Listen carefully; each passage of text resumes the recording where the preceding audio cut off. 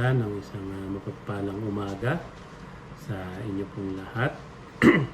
At muli, ako po ang inyong kapatid na si Kuya Alan.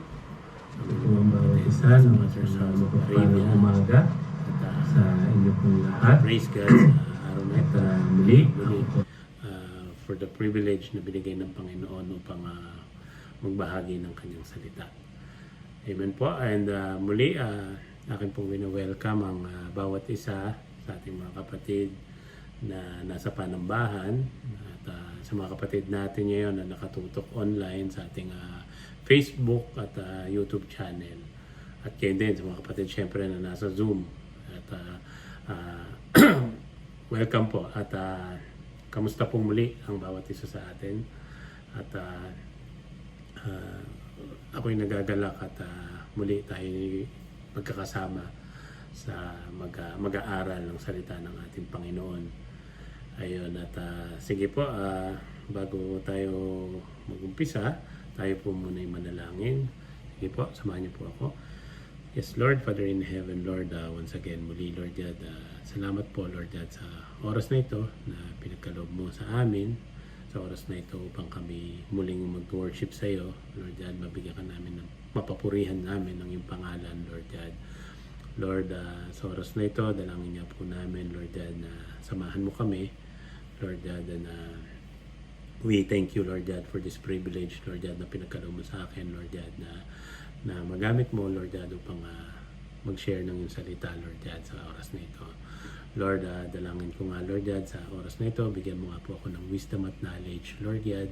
At Lord, ikaw po ang manguna, Lord God, at ikaw po ang magsalita, Lord God, sa oras na ito, Lord God, sa mensahe mo, Lord God, sa oras na ito, Lord God. Lord, dalangin ko, Lord God, na ikaw ang manguna, Lord God, at patuloy buksan mo ang aming mga puso at isipan, Lord God, sa salita mo, Lord God, na tulungan mo kami na maunawaan ang bawat salita mo, Lord God, na aming pag-aaralan, Lord God. At Lord, we pray, Lord God, na tulungan mo kami, Lord God, patuloy na patibayin mo, Lord God, ang aming mga internet connection, Lord God, ang sa gayon, hindi kami magkaroon ng mga interruptions, Lord God. Lord, patuloy, Lord God, na ikaw ang manguna, Lord God, at ikaw ang maitaas sa oras na ito, Lord God. At patuloy, Lord God, na ikaw lamang ang aming pupurihin, Lord God. Lord, inaalay namin sa iyo ang oras na ito, Lord God. Ikaw ang manguna. To you all the glory in Jesus' name. Amen and amen. Ayun. Alright po. Sa muli, welcome po. At yun po, tayo po nagpapatuloy sa ating series patungkol sa ikalawang sulat ni Timothy. Na yung title natin is Be Strong in Grace. First and Second Timothy series. Ito yung ating part 63 na ang verse natin is about 2 Timothy chapter 4 verse 3 to 5. Yung title po natin is Scratching Itchy Ears. Scratching Itchy Ears. Yan po yung kamutin ang makakating tenga. Yan po. So, tayo po yung magpatuloy sa ating mensahe ng Panginoon at sa nakagawian po natin dito sa Potter's House, tayo po nagre-review ng ating previous message. So, ayun po, in review, matatandaan natin yung pinag-aralan natin last week is hinatid sa atin ng ating kapatid na si Kuya Richard. Ang title po nun is Preach the Word na makikita natin sa 2 Timothy chapter 4 verse 1 to 2. Ayun po. So, basahin po natin. Sabi rito sa 2 Timothy chapter 4 verse 1 to 2, I charge you in the presence of God and of Christ Jesus, who is to judge the living and the dead, and by his appearing in his kingdom, preach the word, be ready in season and out of season.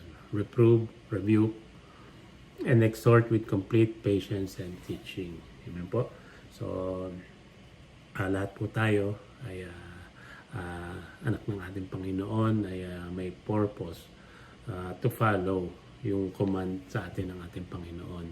So, we need to understand yung heart ng ating Panginoon. 'Di ba? Yung heart sa ibang tao na tayo ay kumbaga maging salt and light ng mundong ito. So, tinuruan tayo ng ating Panginoon na magmahal, magpatawad, at syempre, to preach yung mga salita niya, yung magandang balita sa kapwa natin. Amen po. So, as we continue po, natatandaan po ba natin yung message natin last week, yung kwento na hinatid sa atin ni Bro Richard, di ba? Ito po yung kung natatandaan natin, ito ay patungkol kay Jonah, di ba? Kay Prophet Jonah, na alam naman natin lingkod ng Panginoon, siya ay servant of God. So, in review, alam naman natin yung kwento ng ito ay sa sabi dito, di ba, na nagsalita ang Panginoon kay Jonas na pumunta sa Nineveh at bigyan ng warning yung mga tao doon. Kasi nga, kumbaga umabot na sa Panginoon yung kanilang kasamaan. So, si Jonah, nagpunta siya sa, kumbaga, nung sinabihan siya ng Panginoon, nagpunta ng Tarshish si Jonah instead na magpunta siya sa Nineveh. Pinapapunta talaga siya ng Panginoon sa Nineveh, pero kumbaga nag-divert siya ng daan. Kumbaga pumunta siya ng Tarshish. So sumakay siya ng barko kasama yung mga tripulante para tumakas sa Panginoon.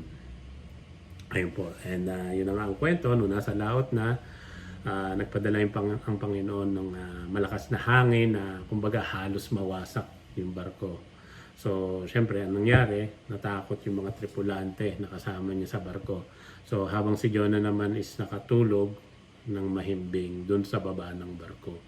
So, pinuntahan siya ng kapitan ng barko at sabi, nagagawa mo pang matulog sa ganitong kalagayan ng panahon. Ang sinabi nga sa kanya na, sinabi nga sa kanya, bumangon ka.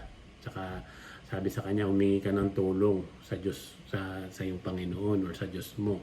So, then, ayun nga, yung napag-usapan ng mga tripulante, di ba? Kasi nga, nagugulo, sila, kinakabahan na sila, natatakot na sila. So, nag-usap-usap yung mga tripulante. Sabi, magpalabunutan tayo para malaman kung sino yung dahilan o yung malas. Di ba? Bakit natin nararanasan yung sakunang to? Sabi gano'n ng mga tripulante.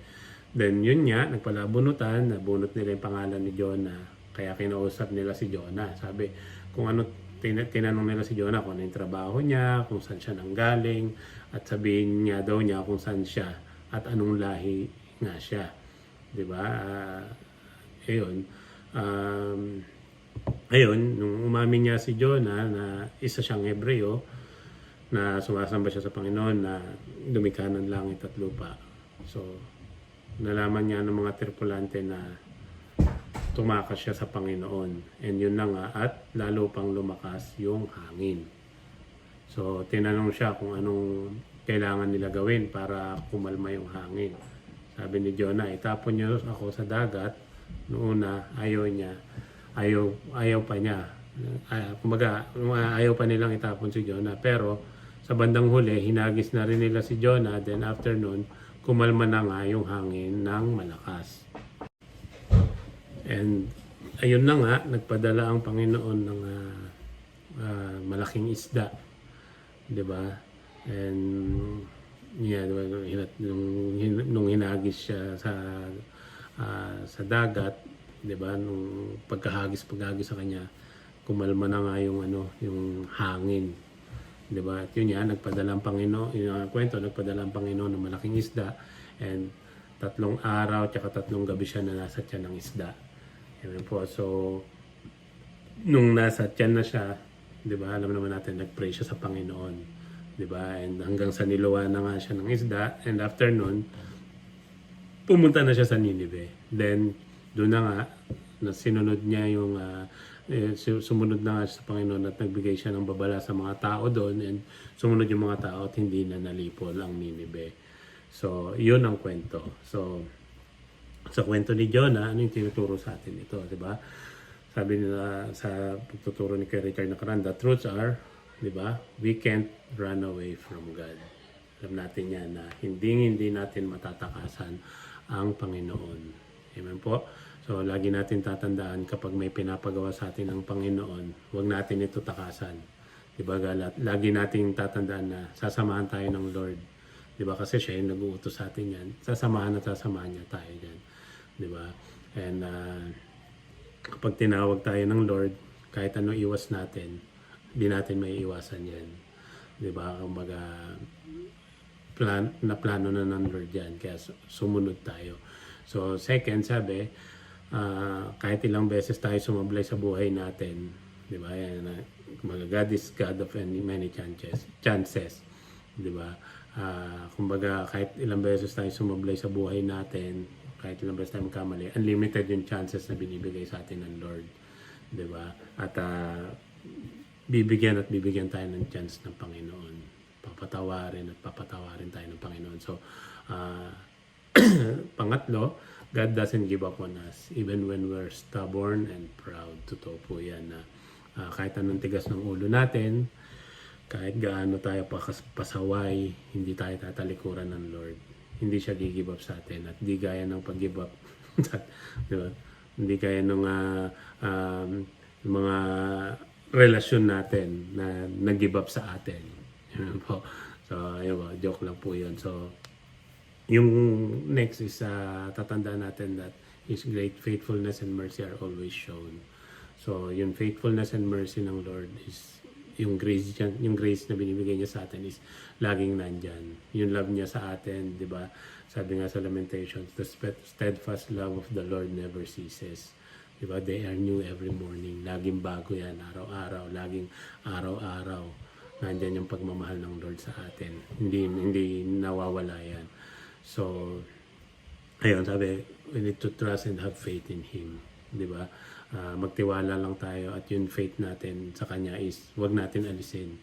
Di ba? Wag mawawala yung faith natin sa Panginoon. Magkaroon tayo ng strong faith sa Lord na kumbaga in every situation, in every circumstances ng buhay natin, alam natin na siya ay nandyan palagi. Kasama natin siya palagi. Di ba? So, ayun. And yung last sabi sa atin is obedience is better than sacrifice because God's ways are better than ours. Amen po.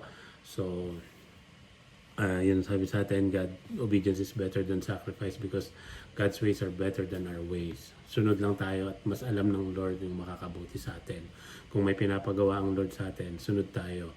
Pag-pray natin yung puso natin na kumbaga magkaroon tayo ng humble and obedient heart sa pagsunod sa Kanya. Amen po. So, tayo po ba gising pa? Yun po. Tayo po mag-uumpisa pa lamang po. Ano pa lang po yun? Introduction. Diba? So, sige po. Sa ating pagpapatuloy, so, ang title natin, no, nabanggit natin kanina, Scratching Itchy Ears. Kung tatagalogin natin yan is, diba, pagkakamot ng makakating tenga. Makakati po ba tenga natin? Kailangan na po bang kamutin? Yun po. So, yung atin pong verse ay makikita sa 2 Timothy chapter 4 verse 3 to 5. Amen po. So, as we continue po, di ba, sa pagbasa ng ating salita ng Panginoon, di ba, sa nakagawian po natin din dito sa Potter's House, I encourage po everyone to stand at sabay-sabay po natin basahin ang salita ng ating Panginoon. Okay po? Ready na po tayo? So, sabi po dito sa 2 Timothy chapter 4 verse 3 to 5. Okay, sabi, for a time is coming when people will no longer listen to sound and wholesome teaching. They will follow their own desires and will look for teachers who will tell them whatever their itching ears want to hear. So they will reject the truth and chase after myths. But you should keep a clear mind in every situation. Don't be afraid of suffering for the Lord. Work at telling others the good news and fully carry out the ministry God has given you. Amen po. Purihin po ang Panginoon sa pagbasa ng salita ng Panginoon. So, sa Tagalog, sabi po dito, no, sapagkat darating ang panahon na kumbaga ayaw nang makinig ng mga tao sa tamang aral. Amen po. So, sa halip, hahanap daw sila ng mga gurong magtuturo lamang ng gusto nilang marinig para masunod nila ang kanilang layaw. Diba? Kumbaga, itching ears na sinasabi is ano ba, kumbaga, ano ba ginagawa kapag makati ang tenga, diba? Kakamutin para maginhawaan. Ganun din, kung baga gugustuhin lang, di ba, para kumbaga kumbaga maging okay ang pakiramdam natin, di ba? Kung gugustuhin na lang natin makapakinig ng magaganda sa pandinig natin na kumbaga sasang-ayon sa gusto natin at yung kumbaga sasang-ayon sa mga gusto natin na mga ginagawa natin. Kumbaga papabor sa mga ginagawa natin. Yun yung mga magiging nais daw natin marinig. So sabi, sa panahon na yon, hindi na daw nila pakikinggan ang katotohanan at babaling sila sa mga aral na gawa na lang ng tao. So sabi, ngunit ikaw, maging mapagpigil ka sa lahat ng oras. Magtiis ka sa mga paghihirap.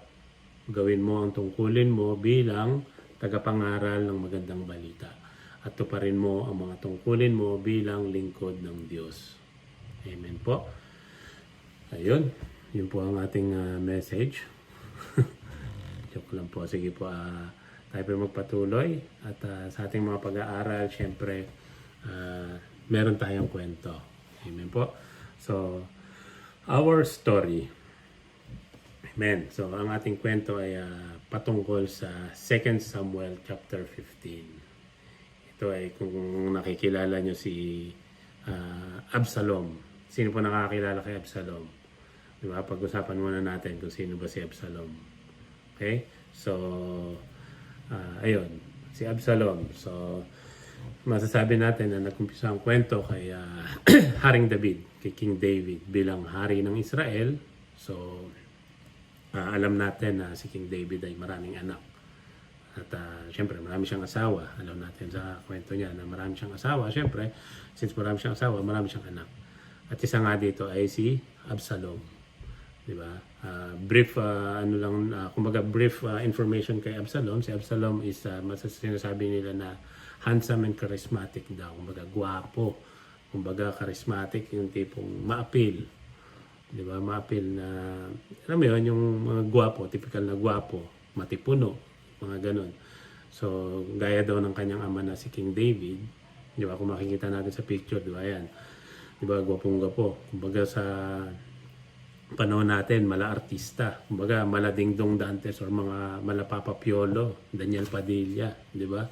Ganon. So yun yung description na masasabi kay Absalom.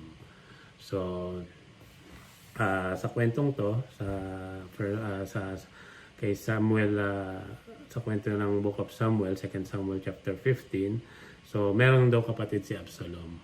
Siyempre half brother niya na si Amnon, kapatid niya sa ibang nanay. Kumbaga brother from different mother na sinasabi. Diba? So, si Amnon is kapatid niya. So, sa kwentong ito is ayaw ni Absalom kay Amnon. Kumbaga, kumbaga malaki yung galit niya rito. Kumbaga, may tinatago siyang galit or puot sa kapatid niya nito. So, since galit siya, bakit siya galit is kasi nga si Absalom is may kapatid din na babae. Pangalan niya is si Tamar. So, anong nangyari kasi, pinagsamantalahan ni Amnon si Tamar. So, mababasa niyo yan sa kumbaga sa 2 Samuel chapter 13, kung pwede niyo balikan yung kwento sa 2 Samuel chapter 13. Makikita niyo doon kung paano yung naging kwento, paano niya pinagsamantalahan, paano niya pinagplanuhan na pagsamantalahan si Tamar. So, ayun, ganyan ngayon nangyari, pinagsamantalahan niya si Tamar. So, nalaman ni Absalom. So, syempre kahit tayo, malaman natin na gano'n, yung kapatid natin is nagahasa, is magagalit tayo. So, ayun, si Absalom, nagkaroon siya ng, kumbaga, sobrang galit kay Amnon. And dumating sa point na pinagplanuhan niya talaga tong patayin para nga may paghiganti niya yung kapatid niya na si Tamar. So, moving forward, sa kwento nga is napatay nga ni Absalom si Amnon. So, nung time na yon at na napatay niya si Absalom, pinagplanuhan niya, napatay niya. Nabalitaan niyo ni King David. So, syempre, bilang ama nila, is nagalit si King David sa nangyari. So, moving forward, nagalit si King David. Syempre, si Absalom is naisip niya magtago. So, nagano siya, nagtago si Absalom. So, si Absalom is nagtago siya sa bansa ng Gesher, yun. So, na kung saan nanggaling yung asawa niya. Kumbaga doon nagmula ang lahi ng asawa niya sa Gesher. So, nagtago siya doon for about 3 years, di ba? 3 taon. So, after 3 years, di ba, na nagtatago siya doon. So, merong general si King David, pangalan niya is Joab. So, si Joab, tagal na panahon na rin yung 3 taon, pinagplanuhan niya na maipabalik si Absalom kumbaga sa palasyo. So, dinala nga niya pabalik si Absalom, pero nagutos ang hari doon na kumbaga doon siya pauwiin or padiretsuin sa bahay niya si Absalom. Kumbaga sabi, pagdating nyo, padiretsuin mo si Absalom doon sa bahay niya. Kasi nga, ayaw siya makita ng hari sa palasyo. Ayaw siya makita ni King David sa palasyo. So, ganun nga nangyari. Kaya si Absalom is, kumbaga, pagdating is, dumiretso siya sa bahay niya. Kaya si Absalom is, kumbaga, nagbuo siya ng panibagong plano. Diba? Nagplano siya ng panibago na, kumbaga, ang naging plano niya is nakawin or kunin niya yung loob ng mga Israelita at nakawin yung trono ng kanyang ama. Diba? Na si King David. So, ayun. Umabot sa pagpaplano niya na gano'n. So, gano'n na nga yung nangyari. So, nagstay siya nagstay muna siya sa bahay nila. And si King David sa kanyang palasyo. Diba? And hanggang sa dumating yung panahon na nakaramdam na si Absalom ng paghihimagsik. Diba? Naghimagsik na si Absalom. So, nung time na yon is nagkaroon siya ng mga karwahe. Diba? Kumbaga nagkaroon siya ng gamit, nagkaroon siya ng karwahe at mga kabayo, diba? Nakapag-ipon din siya ng mga tauhan niya, mga bodyguards. Nakaipon siya ng mga 50 bodyguards, gano'n. So, ayun, tayo magpatuloy sa kwento. Sabi, so nangyari yun, nakapag-ipon na siya, kumbaga nagpe-prepare na siya. Diba, sa mga ganong sitwasyon na nangyayari, ang ginagawa niya araw-araw is gumigising siya ng maaga. Diba, gumigising siya ng maaga araw-araw, tumatayo siya dun sa gilid ng daan papunta sa pintuan ng lungsod. So, kapag may dumarating na tao or mga Israelita para idulog yung kaso nila sa hari, ginagawa niya is hinaharang niya yung mga Israelita, hinaharang niya, kinakausap niya at tinatanong sila ni Absalom kung taga saan sila.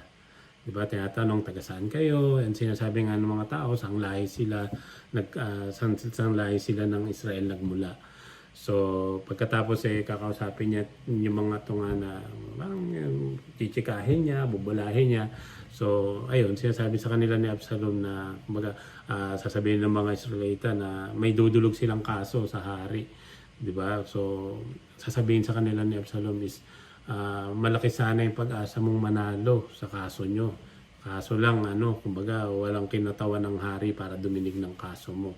So ganun lagi mga sinasabi niya sa mga taong nakakausap niya na gusto dumulog ng kaso. So sasabihin pa niya kung ako sana yung hukom, makakalapit sa akin yung kumbaga bawat tao na mayroong reklamo or kaso. And di lang yun, titiyakin kong mabibigyan siya ng hustisya. Kumbaga in short, kumbaga kung ako ang magiging hukom doon, kumbaga panalo kaagad kayo sa kaso. Kumbaga justice kaagad ang matatanggap nyo. Amen po. So, yun yung nangyayari. So, at during that time, kapag may lalapit na tao kay Absalom kapag may lalapit na Israelita sa kanya is yuyukod sa kanya bilang paggalang. So, pagyukod sa kanya, ang ginagawa niya is niyayakap niya to. Hinahalikan niya bilang pagbati. Diba? Kumbaga, maganda yung pinapakitungo niya. So, ganito yung ginagawa lagi ni Absalom sa lahat ng Israelitang kumbaga pupunta sa hari para idulog yung kaso nila. So, ayun. Ganun yung ginawa niya sa lahat ng Israelita. Diba? So, bago makarating sa hari, yung mga tao is kumbaga nakausap na niya. Kumbaga na-brief, kumbaga na-brainwash niya na, nabilog niya na yung utak. So kaya nakuha niya yung tiwala ng mga Israelita. Ayun po. So sa ating pagpapatuloy, yun nga, ganun ang ginagawa niya lagi. So hindi lang hindi lang naman siya ganun na kabilis na ilang araw lang yun ginawa niya.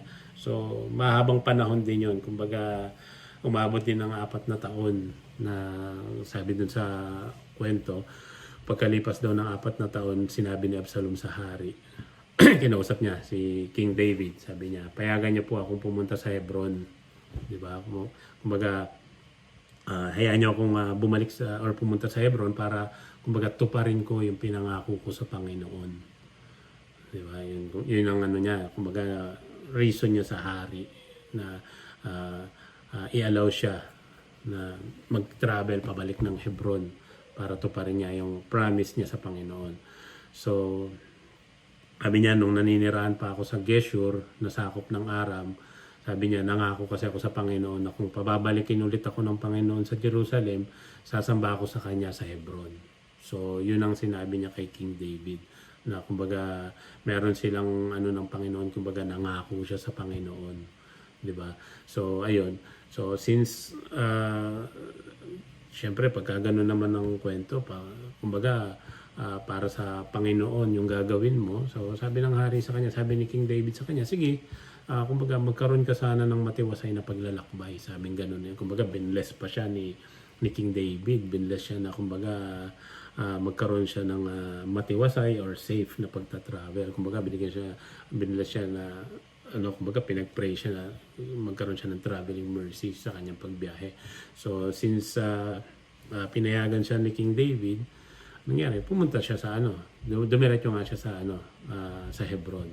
So ayun, pumunta nga siya sa Hebron, dumiretso siya.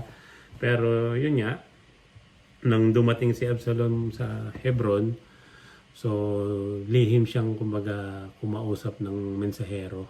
Kumbaga, nagsugo siya ng messenger papunta sa Absalom. Papunta sa Israel. Di ba?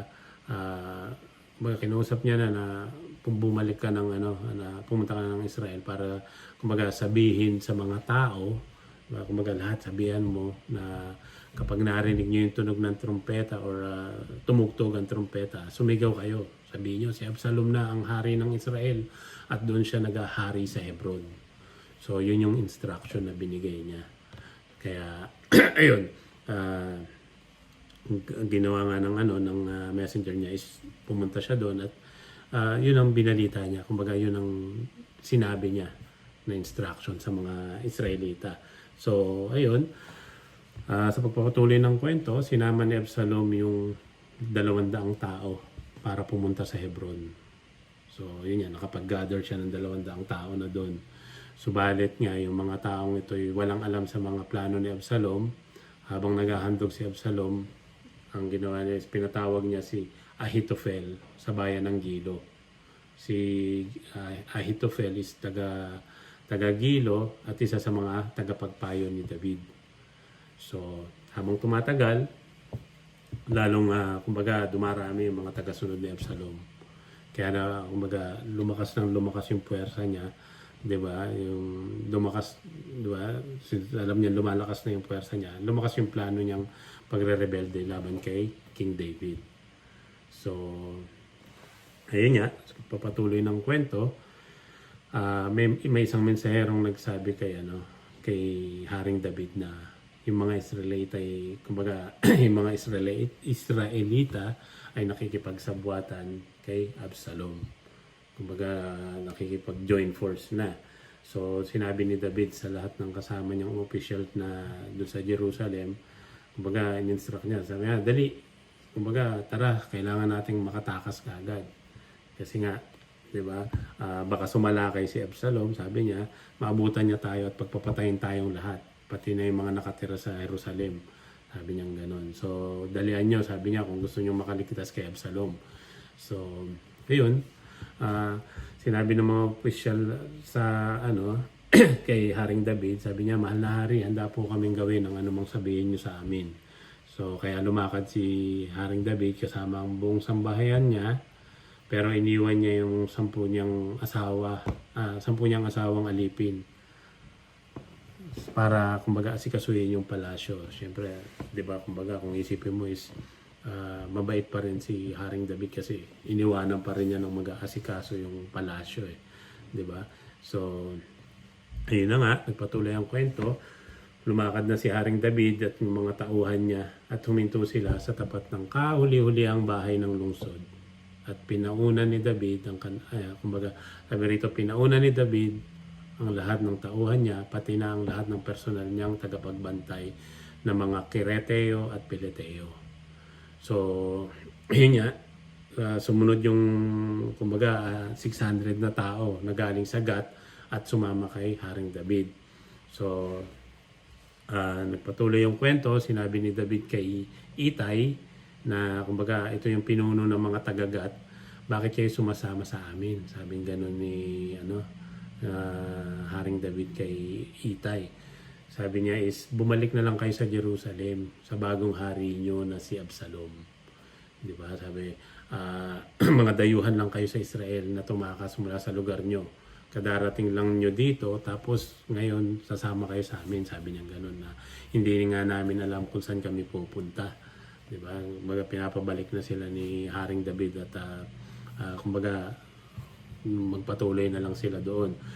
So, sabi ni Haring David is bumalik na kayo sa kasama ng mga kababayan nyo at kumbaga ipakita sana sa inyo ng Panginoon ang pagmamahal niya at katapatan. Pero nangyari, sumagot si Itay sa hari, sumagot siya kay Haring David, sabi niya, sumusumpa po ako sa Panginoon na buhay at sa inyo, mahal na hari. Sasama po kami sa inyo kahit saan kayo pumunta, kahit nakamatayan pa ang kahinatnan namin. Yun ang sabi nila. So, sinabi ni Haring David sa kanya, kung ganoon, sige, sumama kayo sa amin. Kaya, yun, lumakad si Itay at yung lahat ng tauhan niya, pati yung pamilya niya. So, sumunod sila kay Haring David.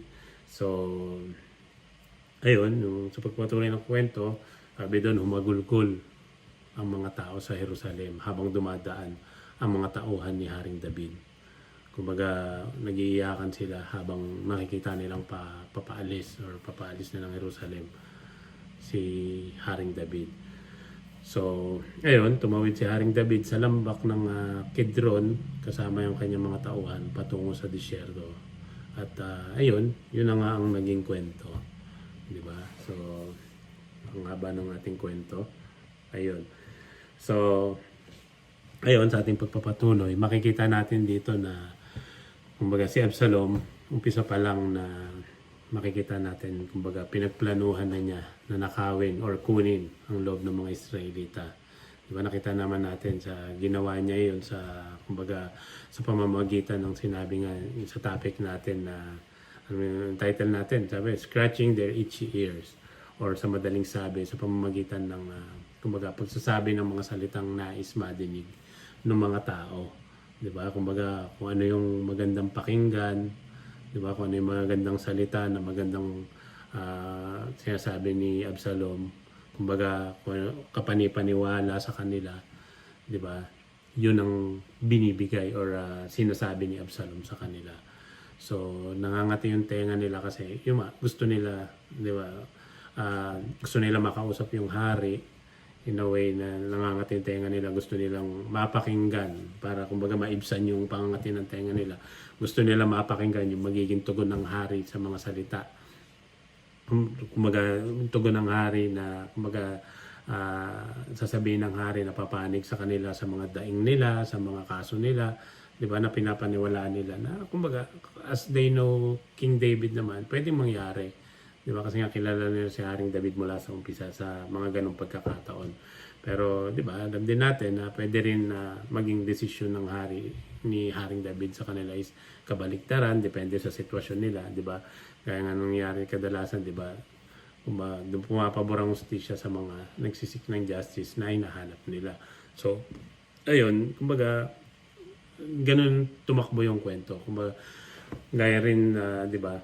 Gaya rin minsan, di ba? Pag lumalapit tayo sa Lord na, kumbaga, meron tayong itchy ears na gusto natin marinig na masolve sa buhay natin, mga problema, nangangati yung tenga natin. Na, kumbaga, may mga pinagdadaanan tayo, kung may sakit man tayo, di ba? May mga napakabigat tayo na pinagdadaanan or may mga pinagpipray tayo. Gaya minsan, di ba, na kumbaga may prayer tayo na mag-prosper yung buhay natin, yung work natin, di ba, yung negosyo natin. Minsan, to scratch yung itchy ears natin. Gusto natin madinig, kumbaga, gusto natin madinig from God na like parang magic na mangyayari agad yon na kumbaga matutugunan yung mga pinagpipray natin sa Panginoon. So, ang nangyayari kasi instead na ganun ang mangyari na parang magic, ang ginagawa ng Lord is, 'di ba, binibigyan niya tayo ng wisdom, 'di ba, na kumbaga binibigay niya yung grace niya sa atin para kumbaga magawa natin yung mga bagay na kailangan natin even sa mga problema man natin, 'di ba? Para kumbaga binibigyan tayo ng wisdom to solve those problems. 'Di ba? Hindi in an instant na magic na kumbaga gaya nun na bibigyan ka ng magandang mabubukang salita, 'di ba? Para kumbaga maibsan yung kumbaga masatisfy tayo. So ayun, so, kumbaga alam niyo na nakaka-relate ako dito sa kantong eksena. Alam niyo 'di ba kung kumbaga alam niyo kung bakit dahil yung mga gantong eksena, 'di ba? Kumbaga sino sa inyo dito yung nagtatrabaho bilang salesman, 'di ba? Kasi ako nag-start ako ng trabaho diyan sa Saudi bilang salesman. Meaning alam naman natin pagdating na isang salesman, kumbinsihan yan to the max, bolahan yan, 'di ba? Kumbaga may product kang ganito, magagandang features yan, ibibigay ko sa yan, ganito ang magagawa niyan. Yan yung mga ibibida natin para makumbinsi natin yung mga tao, 'di ba? Kumbaga to scratch their itchy ears, bibigay mo lahat ng magagandang features niya na kumbaga kailangan nilang mapakinggan para makumbinsi mo silang bilhin yung product mo. 'Di ba? Hindi mo sasabihin niya na pagka ganito yan masisira ka agad kasi yan, ganun, 'di ba? So ganun ang nangyayari. Pero natatandaan ko during that time na salesman ako. Pag sa ibang lahi ganun talaga, bola. Pero ang ginagawa namin pag Pilipino, pag may product kami na palyado rin. Sabi, wag yan kabayan kasi yan. Kumbaga sirain yan. Pero the more on talaga pagdating sa is magagandang features, pambobola ang gagawin. So ayun, kumbaga nai-relate ko lang po. Amen po. So di ba nakita na naman natin, di ba, sa umpisa pa lang ng kwento natin na kumbaga gumawa na si Absalom ng paraan kung paano niya makakausap yung mga Israelita, di ba, para kumbaga mabola niya sa mga mabubulaklak niyang mga salita, di ba, ang ginagawa niya is inaabangan niya yung mga tao, tsaka kinakausap niya, sinasabi niya yung mga mabubulaklak na salita para kamutin yung mga kumbaga nangangating tenga na sinasabi natin sa kwento natin, yung scratching itchy ears. So ito yung mga kumbaga sinasabi yung mga nais madinig ng mga tao, di ba?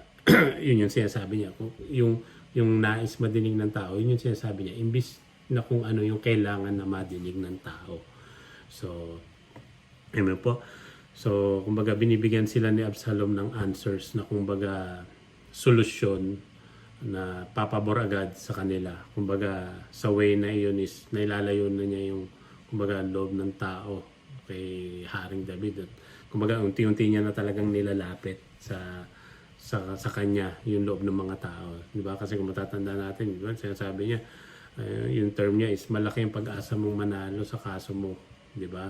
Kaso lang is walang kinatawan niya ang hari para kumbaga duminig sa kaso mo.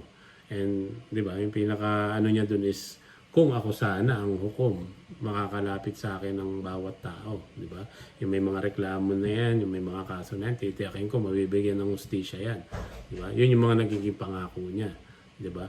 Kumbaga, familiar to sa atin yung mga gantong eksena, 'di ba? Hindi na tayo lalayo sa bansa natin, 'di ba? Kapag election, 'di ba?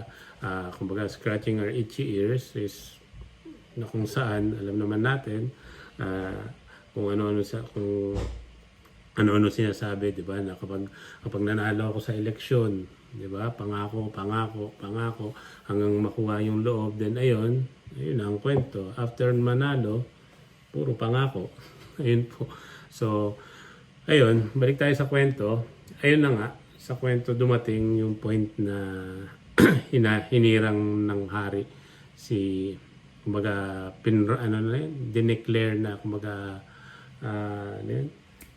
Kumbaga sa election na elect na siya bilang hari si Absalom. Then nakita natin na sumunod yung mga tao kung tutusin. Alam ng mga kumbaga kung tutusin, alam ng mga Israelita yung nangyayari na yon, since nangangati yung mga tenga nila during that time, alam nila yung katotohanan, pero kumbaga nahulog sila sa kasinungalingan ni Absalom eh. Yung mga mabubulaklak na salita na sinasabi ni Absalom, nahulog sila doon. And in the end, doon sila bumagsak sa sitwasyon na ganon. So, ayun, yun yung magandang kwento ni Absalom na makikita natin sa 2 Samuel chapter 15. So, tayo magpapatuloy. Tayo pupunta sa the truth, ang katotohanan. So, basahin po natin muli ang ating verse. Sabi dito sa 2 Timothy chapter 4 verse 3. For a time is coming when people will no longer listen to sound and wholesome teaching. They will follow their own desires and will look for teachers who will tell them whatever their itching ears want to hear. They will reject the truth and chase after myths, but you should keep a clear mind in every situation. Don't be afraid of suffering for the Lord. Work at telling others the good news and fully carry out the ministry God has given you. So, ayun. Makikita natin nung nagtapos tayo sa chapter 3 ng 2 Timothy, di ba? Sinasabi sa atin ni Paul na kumbaga matatanda natin ang sabi is sa verse ng from 16, sabi niya, all scripture is inspired by God, or God breathed, and is useful to teach us what is true and to make us realize what is wrong in our lives. It corrects us when we are wrong and teaches us to do what is right. So God uses it to prepare and equip His people to do every good work. So which is sinasabi rin, or kumbaga natalakay natin tong, kumbaga in relationship din siya, kumbaga related din siya sa message ni Bro Richard last week na kumbaga to preach the word of God. Diba? Sabi, be ready and patiently correct, rebuke, and encourage your people with good teaching. Kasi nga, diba, ano sabi sa verse natin, sa verse 3 to 5? Diba? Kaya pinapaalalahanan tayo na, diba, to preach the word of God. Be ready and patiently correct, rebuke, and encourage your people with good teaching. Kasi nga, sinasabi dito sa verse natin na, sabi dito, sapagkat darating ang panahon na ayaw nang makinig ng mga tao sa tamang aral. Sa halip, hahanap sila ng mga gurong magtuturo lamang ng gusto nilang marinig para masunod nila ang kanilang layaw. So, gaya ng nangyari sa kwento natin kanina kay Absalom, di ba? Na kumbaga, naibsan yung pangangatin ng tenga nila sa pakikinig sa mga magagandang sinasabi ni Absalom. So, ayun. Sa pangyayaring yun, sabi, hindi na nila pakikinggan ang katotohanan at babaling sila sa mga aral na gawa-gawa lang ng tao. Ngunit ikaw, maging mapagpigil ka sa lahat ng oras, magtiis ka sa mga paghihirap, gawin mo ang tungkulin mo bilang tagapangaral ng magandang balita at tuparin mo ang mga tungkulin mo bilang lingkod ng Diyos. Ayun. Tatandaan ninyo din, kung natatandaan ninyo, di ba, sabi rin sa chapter 3 natin dati, na related dito sa verse 3 natin, na sabi sa pagdating ng araw na kumbaga darating yung araw na ayaw na makinig ng mga tao sa mga tamang aral. Kasi nga sabi dito dun sa chapter 3 ng 2 Timothy natin, magiging mahirap ang mga huling araw dahil magiging makasarili ang mga tao. Sakim sa salapi, mayabang, mapagmataas, mapag-insulto, masuwayin sa magulang, walang utang na loob at hindi makadiyos. Kaya mangyayari na hindi na nila pakikinggan, di ba, yung tamang aral. Kasi nga, ganyan na yung nagiging pag-uugali ng tao. Which is, alam naman natin na sa panahon ngayon is, nararanasan na natin to. Di ba? na-experience na natin yung mga gantong sitwasyon. Kasi nga, yung mga nagiging ugali na ng mga tao ngayon is yun yan, nagiging sakim na sa salapi, di ba? Puro pera, nagiging mayabang, nagiging sobrang mapagmataas, di ba? Nagiging mapang-insulto, masuwayin, di ba? Masuwayin sa magulang, makikita natin yan, di ba? Sa Facebook, ang daming mga ganyang nakikita natin, di ba? So, sasabi lang sa atin dito ayun, maraming, kumbaga, marami ng speakers, mga teachers, di ba? Kumbaga, mga tagapagturo, mga manunulat, kumbaga, mga writer na kumbaga, they talk about yung pursuit of knowledge, kumbaga yung paghahangad ng kaalaman, mga tinuturo nila. Pero kadalasan, di ba, hindi naman nila gusto yung knowledge eh. Kumbaga, ang main aim nila is yung power. Kumbaga, they don't want knowledge but they want yung power. 'Di ba? Yung power na makukuha nila. So, kaya nga ang sabi, such people daw won't listen na daw sa mga sound and wholesome teaching. 'Di ba? Yung sound and wholesome teaching, sinasabi nga na sound doctrine, 'di ba? Ano ba yung sound doctrine? Ang sound doctrine daw is ito yung healthy, unblemished, comprehensive and truth teaching that implants the God-breathed word of God in the hearts and minds of people who follow Jesus. Ito yung truth, yung tamang katuruan, 'di ba, na kumbaga tinatanim or ano sa puso ng bawat tao, mga mananampalataya. So, instead daw, 'di ba, ang nangyayari, they reject the truth and chase after myths. 'Di ba? Kumbaga makikita natin 'to, yung they reject the truth, 'di ba? Kumbaga they chase after myths, kumbaga inaano na lang nila yung mga kwento, 'di ba? Kumbaga makikita natin 'to kahit saan, 'di ba? We can see this everywhere, yung mga gantong pagkakataon. 'Di ba? Sabi din, from compromising churches, 'di ba? To university campuses, sa internet, makikita na natin 'yan sa, 'di ba? Minsan talaga nasa simbahan pa, nasa iba't ibang lugar, makikita natin yan, mga nagtuturo na, di ba, taliwas, kumbaga false teaching, di ba? Sabi, people claiming to have a bit more enlightenment daw than what the Dusty Bible has to say, di ba? People claiming to improve on God's word.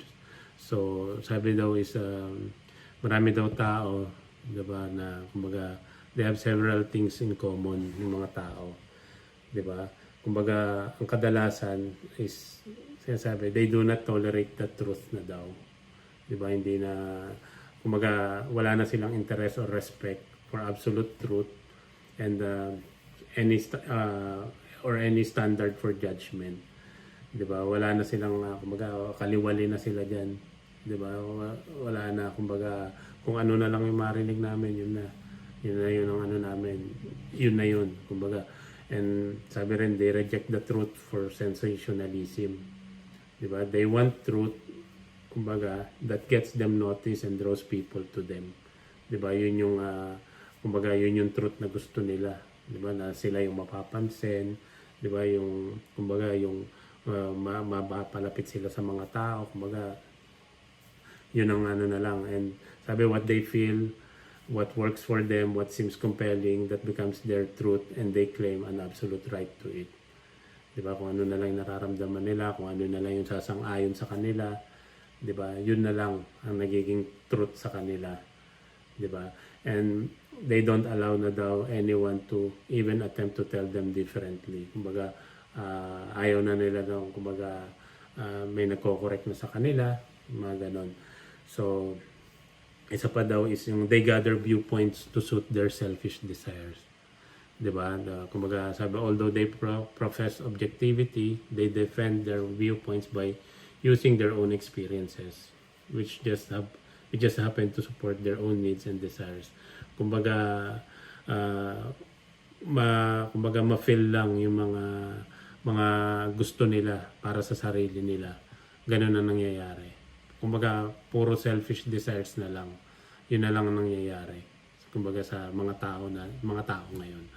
So, sa bandang huli, yung mga nangyayari na yan is hindi na natin alam kung kanino natin isisisi, di ba? Yung bawat nangyayari sa panahon ngayon, di ba? Yung mga ganyang nangyayari sa mga katuruan na ganyan, di ba? Hindi na natin alam kung kanino natin isisisi. So sa tingin natin, sa tingin nyo, di ba? Kaninong fault or kasalanan ba yung mga preacher na nagtutwist ng truth or nagtuturo ng maling katuruan, di ba? Sa tingin nyo, kaninong fault yun? O yung mga tao na, kumbaga, fault ba yun ng mga preacher na nagtutwist? Or yung mga tao na sumasang-ayon na lang na mabaluktot yung mga katuruan na yun na sinasabi ng mga false teachers na yun? Diba? Parang hindi nalalayan sa kasabihan natin sa Pilipinas, diba, na kumbaga walang manloloko kung walang magpapaloko. Tama po ba? Diba? Alam natin yan, yung kasabihan na yan sa atin, diba? Kumbaga walang pinagkaiba to sa pinag-uusapan natin about sa false teaching or false teachers na kumbaga kung ano sinasabi na maganda para sa atin, diba? Yun ang nangyayari. Amen po ba? Amen po?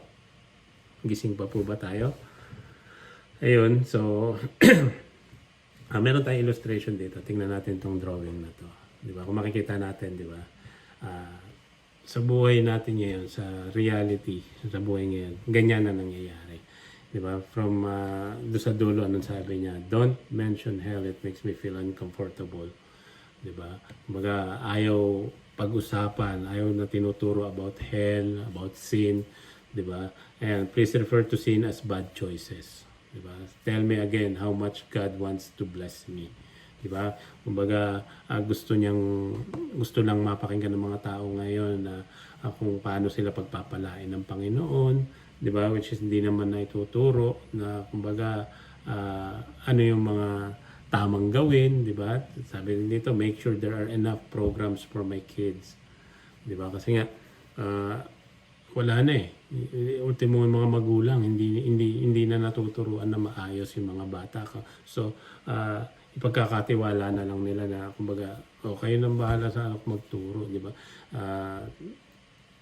Natatandaan ko, di ba, yung lagi sinasabi sa discipleship natin sa life group natin, di ba? Pagkakatiwala mo pa ba sa ibang tao yung pagtuturo sa anak mo, di ba? So mga ganun example ito pa. Sabi, remember how much money I give each week. Kumbaga, sinasabi rito, ayan every week nagbibigay ako ng offering, parang ganun. So, kailangan maganda ang mga mapapakinggan ko, di ba? And yun, meron pa rin sa likod, sabi niya, what can Jesus do for me? Anong magagawa ni Jesus sa akin? Di ba? Sabi niya ganun. And if you don't do things my way, kumbaga, bahala ka. Gagawin ko ang gusto ko. Kumbaga, ayun, sabi niya, tickle my ears. Scratching itchy ears. Tickle my ears by, naman, laki ng tenga yan. Sabi, tickle my ears by, sabihan mo ko, ano mga magandang mapapakinggan ko. Diba? And tell me how to get rich. Only good news. Yan yung mga gusto nalang pakinggan ng mga tao ngayon. Be relevant. Diba? Yan nga, may antichrist pa yata sa likod. Ayun. So, ayun, no? Makikita natin na sa panahon ngayon, di ba? Kumbaga sa pag-aaral natin na to. Sabi, the problem is not that what we do not know the truth. Di ba? Yung problema daw is hindi natin alam yung truth. The problem is that we do not love the truth as much as we should. So, sabi, if we know the truth but do not love the truth, what difference will that make in our lives? Diba? Kung alam natin yung truth, pero hindi natin mahal yung truth. Diba? Anong difference nun na magagawa sa buhay natin? Halimbawa, sa mga mag-asawa, diba? Mag-boyfriend, girlfriend. Okay na ba tayo? Nakilala lang natin yung partner natin. Diba? Kasama kumbaga kasama na doon yung kilala natin sila at mahal natin sila. Diba? Ganon din sa salita ng Panginoon. Hindi sapat na alam lang natin. Alam natin tong verse na to. Alam natin tong na to. Dapat mahal din natin to. Kasi kumbaga mahal din natin yung mga pinag-aaralan natin na salita ng Panginoon. Kasi pag alam natin at mahal natin to, may papamuhay natin to, magiging maayos yung buhay natin. Diba? Hindi tayo maliligaw kapag alam at mahal natin yung katotohanan. Amen po? Ayun. So, Ayan no, sabi, such teachers daw have following because they are telling people whatever their itching ears want to hear. 'Di ba? Kumbaga, maraming sumusunod sa mga tagapagturo or mga preacher, 'di ba? Na kumbaga nagtuturo ng kumbaga ano yung maganda lang pakinggan, 'di ba? Kung maganda sa pandinig, 'di ba? Sabi sa atin is be careful daw, mag-ingat daw tayo kasi yung mga false teaching, yung mga maling katuruan na yan is makikita natin kahit saan yan.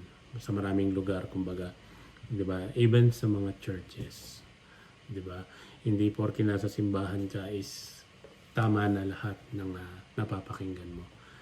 Yun nga, yung sinasabi nga na darating ang panahon, 'di ba? Dadating yung mga makakaranas tayong mga false teachers, 'di ba? Even sa mga churches nowadays, maraming nagtuturo ng baluktot. 'Di ba? Kaya kumbaga sabi nga ni Timothy daw, we must keep a clear mind in every situation and seek God's word for the truth. 'Di ba? Paano natin gagawin kumbaga magkaroon tayo ng clear mind sa every situation? So, ang gagawin natin is mag-aral tayo ng salita ng Panginoon. Aralin natin ang Bible. Kumbaga, yung idle time natin, gamitin natin sa makabuluhan. Kumbaga, sa makaka-glorify sa name ng Panginoon. Kumbaga, saktong-sakto nga yung pag-aaral natin sa Fat Tuesday, di ba? Di ba, pwede yung balikan yung mga videos natin nasa channel natin. Di ba? Napakaganda kung paano natin pag-aaralan ng salita ng Panginoon or kung may mapakinggan tayo na katuruan na kumbaga parang may mali sa pandinig natin, 'di ba? Huwag lang natin pakinggan na kumbaga hayaan na ganun. Magsaliksik tayo, magbasa tayo. Andyan ang internet, andyan ang Bible, 'di ba? Aralin din natin. Amen po. So, ayun no, maging maingat tayo. Pinapaalalahanan tayo dito ni sa 2 Timothy series natin, sa natin pag-aaral natin ngayon na maging maingat tayo. 'Di ba? Kumbaga sa pagiging maingat, magsaliksik tayo. Hindi lang kumbaga kung ano yung pinifeed sa atin, yun na yun. 'Di ba? Aralin din natin. Mamaya sinasabi na pala sa atin na mali na yung sinasabi sa atin is oo lang tayo ng oo. 'Di ba? Kumbaga maliligaw tayo. Kaya magano tayo, kumbaga mag-aral tayo ng salita ng Panginoon. Kumbaga hindi naman in an instant na kumbaga andyan na yan, alam mo na kagad. Kaya ang pag-aaral ng Biblia is mahabang continuous process yan. Kumbaga everyday learning yan. Araw-araw may matututunan ka. Yung verse na inaral mo ngayon sa ibang araw o ibang panahon na ma-encounter mo yung verse na yun, iba na naman ang itinuturo sa iyo niyan. So ayun, maging maingat at mag-aral tayo ng salita ng Panginoon. So bago tayo matapos, may kwento dito na binabanggit about yung yung two wolves. Kung napakinggan niyo na to, ito daw yung sinasabi nilang Cherokee legend about yung elderly brave man na kumbaga lolo siya na kinukwentuhan niya yung apo niya about sa buhay. 'Di ba? Sabi niya apo, kumbaga within all of us there is a battle of two wolves. 'Di ba? Sa buhay daw natin, sa sarili natin, may battle between two wolves. 'Di ba? Yung isang wolf daw is evil. 'Di ba? Sabi he is anger, 'di ba? Laging galit, envy, jealous, merong sorrow, merong regret, may greed, arrogance, self-pity, guilt, resentment, inferiority, maraming lies, false pride, superiority, and ego. So, nagpatuloy ng kwento si Lolo, sabi niya, merong other wolf.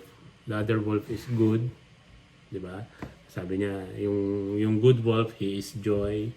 Meron siyang joy sa sarili niya. Meron siyang peace. Meron siyang love. Meron siyang hope. Meron siyang serenity. Meron siyang humility, kindness, benevolence, empathy, generosity, truth, compassion, and faith. So, sabi, the same fight is going on inside of you. And inside every other person too. Kumbaga, yung battle, yung pag-aaway na yan is meron din sa loob ng tao. Nating mga tao. Or in every person daw, nandyan yung battle na yan ng dalawang wolf. Diba? Yan yung paliwanag niya sa apo niya. So, yung apo niya, nag-isip. Sabi niya, tinanong niya yung lolo niya. Sabi niya, lolo, sinong nanalo? Sabi niya gano'n. Alam niyo yung sagot ng lolo. Sa sagot ni lolo, ang nanalo is kung sino yung finid mo. Di ba? Kung sino yung inalagaan mo. Yun yung nanalo. Di ba? Kumbaga, sabi sa babala natin, di ba, yung warning sa atin na darating yung panahon, which is nangyayari na nga ngayon, na madaming nagtuturo ng ibang katuruan. Anong ginagawa natin kapag nakakapakinig tayo ng maling katuruan? Tinatanggap lamang ba natin? Di ba? Kasi hindi natin alam yung totoo na kung ano yung totoo sa tinuturo. Kumbaga, bahala na kayo dyan. Sige lang, magturo ka lang, bahala ka dyan. Di ba? Gaya ng kwento ng dalawang wolf, kung ano yung finifeed nga daw natin, yun ang lumalakas. Di ba? Finid mo yung evil wolf, mananalo ang evil wolf sa buhay natin. Finid mo yung good wolf, mananalo ang good wolf sa buhay natin. Di ba? Ano po natin yung kwento, yung sense ng kwento natin. So, ayun, no? Kaya mga kapatid, di ba? Sa buhay natin, sino yung gusto nating i-feed? Di ba? Para, kumbaga, para sa ating mga itchy ears. Di ba? Para, sino yung gusto nating i-feed? Di ba? Yung good wolf or yung bad wolf? Ayun po. So, ayun po, no?